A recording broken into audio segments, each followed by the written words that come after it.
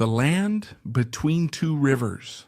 Long before the rise of ancient Greece, before the Roman Empire, and thousands of years before the Vikings sailed across northern seas, a civilization emerged in a land unlike any other. It was a region shaped by two great rivers, a land where fertile soil transformed empty plains into thriving settlements, a place where some of humanity's greatest innovations first appeared.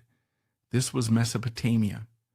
Its name comes from Greek words meaning the land between rivers, referring to the Tigris and Euphrates. These rivers flowed through what is now modern-day Iraq and parts of Syria, Turkey, and Iran. To many historians, Mesopotamia is known as the Cradle of Civilization, not because it was the only ancient civilization, but because so many of the things we associate with civilization itself appeared here for the first time. The first cities, the first writing system, some of the earliest laws, large-scale agriculture, organized governments, and powerful kingdoms that would influence the ancient world for thousands of years. But Mesopotamia was more than kings and monuments. It was also a world of farmers working beneath the hot sun, merchants crossing dangerous trade routes, scribes carefully pressing symbols into clay tablets, and families building their lives along the riverbanks. Tonight, we will travel back more than 5,000 years. We will explore how this remarkable civilization began, how it grew into the world's first great urban society, and why its legacy still surrounds us today. This is the story of Mesopotamia, the story of the first civilization, before civilization. Long before cities rose above the plains of Mesopotamia, the region was home to small farming communities. For thousands of years, humans had lived as hunters and gatherers. They followed migrating animals, collected wild plants, and moved frequently in search of food. Life was unpredictable. A successful hunt could feed a family for days. A harsh season could bring hunger and hardship. But around 10,000 years ago, something began to change. People in several parts of the world gradually learned that certain plants could be cultivated and certain animals could be domesticated. In Mesopotamia, the fertile lands near the rivers created ideal conditions for this transformation. The annual flooding of the Tigris and Euphrates deposited rich soil across the landscape. When managed carefully, this soil could produce large harvests. Communities no longer needed to move constantly. They could settle, build homes, store food, raise families, and plan for the future. Over time, villages grew larger. Farmers learned to dig irrigation canals that carried water from the rivers into their fields. This innovation allowed them to cultivate land even when rainfall was scarce. The result was something extraordinary.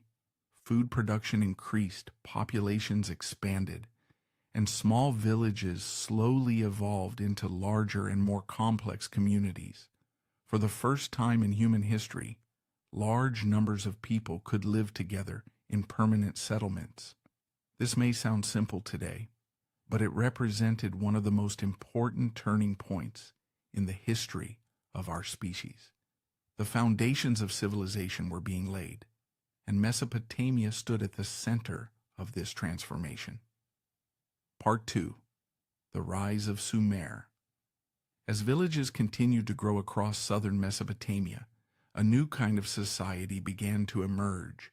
Around 4,500 BCE, the region saw the rise of one of the world's earliest known civilizations, the Sumerians. To this day, historians still debate exactly where the Sumerians came from. Their language appears unrelated to the languages spoken by neighboring peoples, making their origins something of a mystery. What is not a mystery is the impact they had on human history. The Sumerians transformed Mesopotamia forever. Instead of living in scattered farming villages, they built some of the first true cities the world had ever seen. Cities such as Uruk, Ur, Eridu, Lagash, and Nippur became centers of trade, religion, government, and culture. Among them, Uruk was perhaps the most remarkable. At its height, it may have been home to tens of thousands of people, making it one of the largest cities on earth at the time. For the first time, humans were living together on a scale that previous generations could scarcely imagine. The city was surrounded by walls. Temples rose above the streets. Markets buzzed with activity. Farmers delivered grain from the countryside, while craftsmen produced tools, pottery, jewelry, and textiles. Every day, people from different professions worked together to support the growing urban population. Life was becoming increasingly organized. As cities expanded, leaders were needed to coordinate irrigation projects, manage resources, settle disputes, and defend the population from rival communities. Gradually, political power became concentrated in the hands of rulers and priests. Religion played a central role in Sumerian society. The people believed that powerful gods controlled the forces of nature: floods, storms, droughts, harvests. Everything depended on divine favor. Each city considered itself under the protection of a particular deity. The people of Uruk worshipped Inanna, the goddess associated with love, fertility, and war. Other cities honored different gods, creating a landscape filled with temples and sacred traditions. The temple was often the heart of the city. It was not only a place of worship, it also functioned as an economic center. Priests supervised land, collected goods, organized labor, and managed resources. In many ways, religion and government were deeply connected. Yet despite their shared culture, the Sumerian cities were rarely united. Each city-state operated independently. Each had its own ruler, its own interests, and often its own ambitions. Competition was common, so were conflicts. Wars between neighboring city-states became a regular part of life. Territory, water access, and political influence could all become causes for dispute. Even so, these rivalries also encouraged innovation. Cities competed to build larger temples, more impressive public works, and stronger defenses. The result was a period of remarkable development. By the end of the 4th millennium BCE, southern Mesopotamia had become one of the most advanced regions on Earth. Its cities represented something entirely new in human history. Complex urban societies supported by agriculture, trade, religion, and organized government. The age of civilization had truly begun. And yet the Sumerians were only getting started.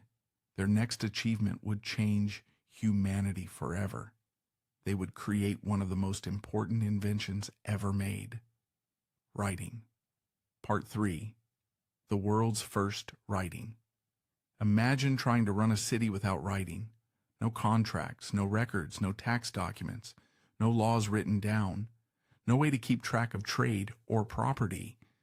As Sumerian cities grew larger and more complex, remembering everything became impossible. Someone needed a system, a way to record information permanently. Around 3200 BCE, the people of Mesopotamia developed what is widely considered the world's first writing system. Today we call it cuneiform. At first it was surprisingly simple. The earliest symbols were not used to tell stories or write literature. Instead, they were practical tools. Merchants needed records. Temple administrators needed inventories. Officials needed to track grain, livestock, land, and taxes. The solution was to press symbols into soft clay tablets. Using a reed stylus, scribes created small wedge-shaped marks. Over time, these symbols became increasingly sophisticated. What began as basic accounting evolved into a complete writing system capable of recording language itself. This changed everything. Knowledge could now be preserved, instructions could be recorded, agreements could be documented, history could be remembered. Writing allowed information to survive long after its creator was gone. Few people could read or write. The skill required years of training. Those who mastered it became scribes, among the most respected professionals in Mesopotamian society. Young students often spent years practicing symbols on clay tablets. The work demanded patience, discipline, and precision. A skilled scribe could serve kings, temples, merchants, or government officials. They recorded transactions, prepared legal documents, maintained archives, and preserved stories that would otherwise have disappeared forever. Thanks to these scribes, we know far more about Mesopotamia than we do about many other ancient societies. Thousands of clay tablets have survived to the present day. Some contain business records, others include letters, contracts, laws, religious texts, and works of literature. Among the most famous is the Epic of Gilgamesh.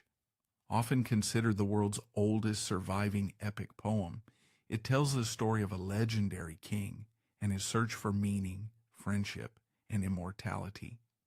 Even after thousands of years, many of its themes still feel surprisingly familiar. Through writing, the voices of ancient Mesopotamia continue to speak to us today, and with every clay tablet uncovered by archaeologists, we gain another glimpse into the lives of people who lived more than 5,000 years ago. Writing was not simply an invention, it was a revolution, one that helped transform Mesopotamia into the world's first great civilization. Part 4. Life in a Mesopotamian City. If you had walked through the streets of a Mesopotamian city 4,000 years ago, you would have entered a world that felt surprisingly familiar in some ways, and completely foreign in others. The day began early. As the first light of dawn appeared above the horizon, farmers, merchants, craftsmen, laborers, and officials were already preparing for work. The cities themselves were busy and crowded. Narrow streets wound between mud brick homes. Children played in small courtyards. Donkeys carried goods through bustling markets. And everywhere, people moved about their daily lives. Most homes were built from mud bricks made from clay and straw. Stone was relatively rare in southern Mesopotamia, so builders relied on materials readily available from the river plains. Although simple from the outside, many homes were surprisingly practical. Rooms were often arranged around a central courtyard that provided shade and ventilation during the intense summer heat. For ordinary families, daily life revolved around work. Farmers cultivated wheat, barley, dates, onions, and other crops that could thrive in the fertile soil. Agriculture remained the foundation of Mesopotamian society. Without successful harvests, the cities could not survive. The rivers brought life, but they could also bring disaster. Floods were often unpredictable. A poor season could threaten entire communities. As a result, irrigation systems became essential. Workers maintained canals, dams, and waterways that distributed precious water across the countryside. In the cities themselves, artisans played an increasingly important role. Potters shaped clay into jars and vessels. Metal workers crafted tools and weapons. Jewelers created intricate ornaments from gold, silver, and precious stones obtained through trade. Carpenters, builders, textile makers, and countless other specialists contributed to the growing urban economy. Trade connected Mesopotamia to distant regions. Although the land was rich in agricultural resources, it lacked many important raw materials.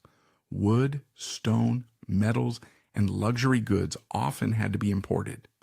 Merchants traveled vast distances to obtain these resources. Some journeys took weeks, others took months. Trade routes stretched across the ancient Near East, linking Mesopotamia with neighboring cultures and distant lands. Markets became vibrant centers of economic life. Here, people bought and sold food, clothing, pottery, livestock, tools, and imported goods. The sounds of bargaining filled the air. The smell of freshly baked bread mixed with the scent of animals and spices. It was a world full of activity. Family life was equally important. Most households included multiple generations living together. Parents taught practical skills to their children from an early age. Boys often learned the trades of their fathers. Girls learned household responsibilities and various crafts from their mothers. Education existed, but was limited. Only a small portion of the population received formal training. Those destined to become scribes faced years of study and memorization. For most people, survival and work occupied the majority of their time. Religion, however, touched nearly every aspect of daily life. People believed the gods influenced everything around them: success, failure, health, weather, harvests. The divine world was never far away. Offerings and prayers were common. Festivals brought entire communities together. Temples dominated city skylines and served as constant reminders of the relationship between humanity and the gods. Despite the achievements of Mesopotamian civilization, life was not easy. Disease was common. Medical knowledge was limited. Infant mortality was high. Droughts, floods, wars, and famine could change lives without warning. Yet generation after generation continued to build, create, trade, worship, and adapt. Their cities endured for centuries, and in doing so they laid many of the foundations upon which future civilizations would be built. For the people of Mesopotamia, this was simply everyday life.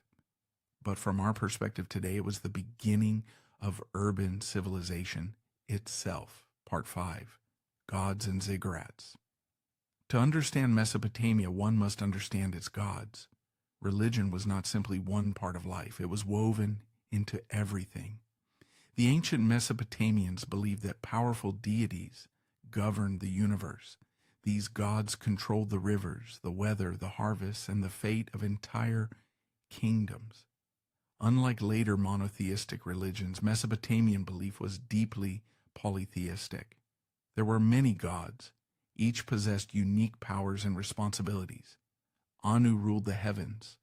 Enlil governed wind and authority. Enki was associated with wisdom and water. Inanna represented love, fertility, and war. And countless other deities filled the religious landscape. Each city maintained a special relationship with a particular god. Citizens believed their prosperity depended upon maintaining that relationship through worship, offerings, and ritual. The center of this religious life was often the ziggurat. These enormous stepped structures dominated the skyline of Mesopotamian cities. From a distance, they appeared almost like mountains rising from the flat plains. Built from millions of mud bricks, ziggurats served as sacred platforms, connecting earth and heaven. Unlike Egyptian pyramids, they were not tombs. Instead, they functioned as religious complexes dedicated to the gods. At the summit stood a shrine where priests conducted ceremonies and offerings. For ordinary citizens, the towering structure symbolized divine presence and protection. The most famous example was likely the great ziggurat of Uruk. Even today, its remains provide a glimpse into the extraordinary engineering capabilities of the ancient Mesopotamians. Priests occupied a powerful position within society. They supervised religious ceremonies, interpreted signs believed to come from the gods, and managed temple resources. Temples themselves often controlled large amounts of land, livestock, and wealth.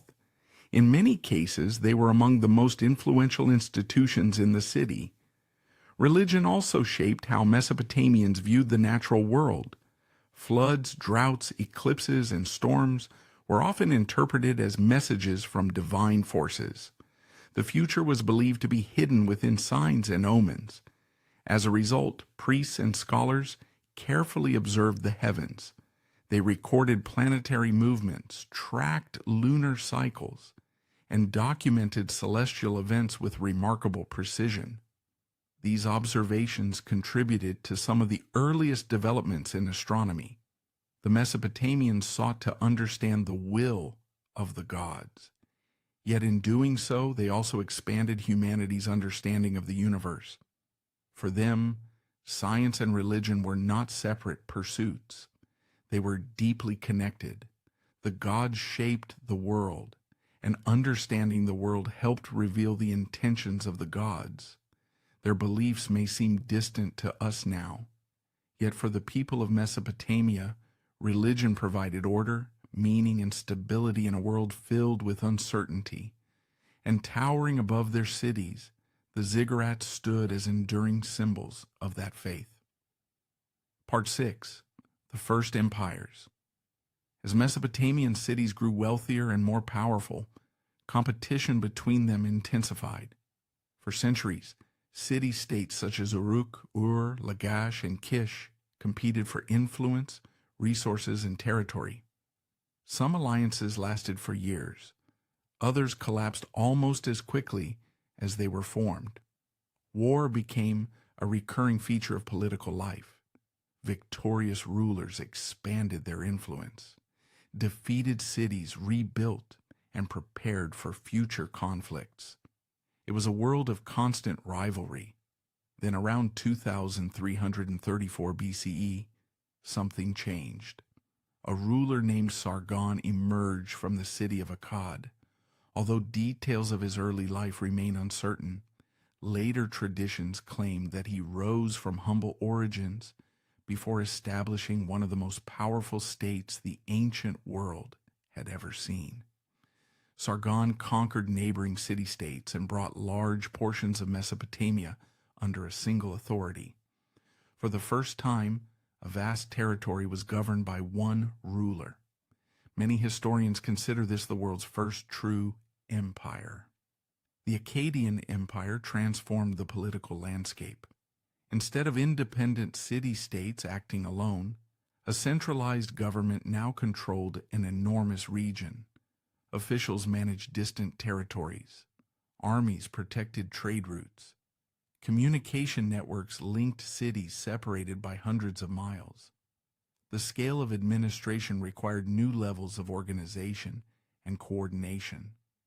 Sargon's achievements became legendary. Future rulers looked to him as an example of imperial power. Yet maintaining such a large empire proved difficult. Distance created challenges. Rebellions occurred. External threats remained constant. Eventually, the Akkadian Empire weakened and fragmented. But the idea of empire survived. Future civilizations would continue building upon that foundation. Centuries later, another great power rose in Mesopotamia, Babylon. Today, Babylon is perhaps the most famous city of ancient Mesopotamia. Its name appears throughout history, archaeology, and literature. At its height, it became one of the most influential cities in the ancient world. One of Babylon's most important rulers was Hammurabi. He reigned during the 18th century BCE and is remembered above all for his legal code. The Code of Hammurabi remains one of the oldest surviving collections of laws ever discovered. Carved into stone, it addressed disputes involving property, trade, family matters, crime, and civil responsibilities. Not every law seems fair by modern standards. Some punishments were harsh. Social status often influenced legal outcomes. Yet the code represented an important step in the development of organized legal systems. It demonstrated the growing complexity of Mesopotamian society. Rules could be written, preserved, and applied across large populations. Throughout the centuries, Mesopotamia continued producing powerful kingdoms and influential leaders. Assyrians, Babylonians, and other peoples built upon the foundations established by earlier civilizations. Armies expanded, trade networks grew, cities became larger and more sophisticated. Each generation inherited the achievements of those who came before, and each left its own mark upon history. Mesopotamia had begun as a collection of farming communities between two rivers. Now it stood at the center of some of the most powerful states the ancient world had ever known. Yet perhaps its greatest achievement was not military conquest, nor was it political power. Its greatest achievement was the legacy it left behind, a legacy that continues to influence the modern world thousands of years later. Part 7. The Legacy of Mesopotamia. The cities of ancient Mesopotamia eventually declined. Empires rose and fell. Kings came and went. Languages changed. New civilizations emerged. Yet despite the passage of thousands of years, the influence of Mesopotamia never truly disappeared. In many ways, we still live in a world shaped by ideas that first appeared between the Tigris and Euphrates. Consider writing. The earliest cuneiform symbols pressed into clay tablets were created more than 5,000 years ago. Those first records may seem simple, but they marked the beginning of humanity's written history. Without writing, laws could not easily be preserved. Knowledge could not easily be passed between generations. Complex governments would struggle to function.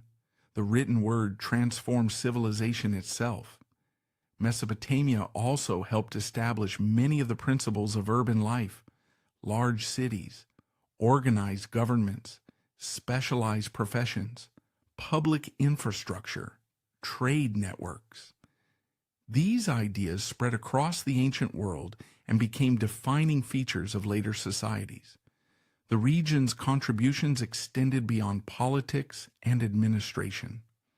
Mesopotamian scholars made important advances in mathematics and astronomy. Their numerical systems influenced how people measured time. The division of an hour into 60 minutes. The division of a circle into 360 degrees. These concepts can trace part of their origins back to ancient Mesopotamia. Generations of observers studied the movements of stars and planets. They recorded celestial events with remarkable dedication. Their work laid foundations that future civilizations would continue developing. Legal traditions also left a lasting impact. The Code of Hammurabi demonstrated the importance of written laws and standardized justice. Although legal systems evolved dramatically over time, the principle that laws could be publicly recorded and consistently applied became increasingly influential. Even architecture carried Mesopotamian influence. The monumental construction projects of the region inspired future builders across the Near East. Temples, palaces, defensive walls, public works. Each reflected a growing understanding of engineering, organization, and collective effort. Perhaps most importantly, Mesopotamia demonstrated what human cooperation could achieve. Thousands of people working together built cities where none had existed before. They developed systems for managing resources, resolving disputes, preserving knowledge, and organizing society. Civilization itself became a large-scale collaborative project, not perfect, not peaceful, not without hardship, but undeniably transformative. When we study Mesopotamia today, we are not simply learning about an ancient civilization. We are examining the roots of many aspects of our own world. The first cities, the first writing, some of the first laws, the first empires, ideas that helped shape human history for millennia. This is why Mesopotamia continues to fascinate historians, archaeologists, and curious minds around the globe. Because when we look at Mesopotamia, we are looking at the beginning of a story that is still unfolding. The story of civilization itself. The first civilization long before the rise of Athens. Long before the legions of Rome marched across Europe. Long before Viking ships crossed northern seas. The people of Mesopotamia were building cities, recording information, establishing governments, and creating innovations that would influence humanity for thousands of years. Between two rivers, a remarkable experiment began, an experiment in cooperation, organization, knowledge, and civilization. The people who lived there could never have imagined the world that would follow. They could not foresee modern cities, modern nations, modern technology. Yet many of the foundations of those achievements were already being laid within their cities and temples. Their legacy survives not only in museums and archaeological sites. It survives in the systems, institutions, and ideas that continue shaping our lives today. Mesopotamia was not merely an ancient civilization. It was the beginning of something much larger. The beginning of humanity's long journey toward the complex world we know today. Thank you for joining me on this journey through Mesopotamia, the land between two rivers, the cradle of civilization, and the place many historians still consider the world's first great civilization. Until next time, thank you for listening.